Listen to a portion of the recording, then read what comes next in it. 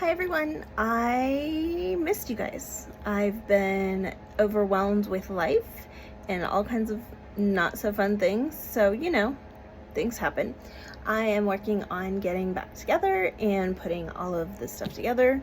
I'm currently working on a tutorial for a video I started several months ago that is way overdue, and I hope to have that done hopefully in the next couple weeks. Videos may not be as frequent, gosh, my hair is all over the place, as I would like, but we're gonna start getting them back on track. So planning, getting them uploaded, all that kinds of stuff. So see you all soon.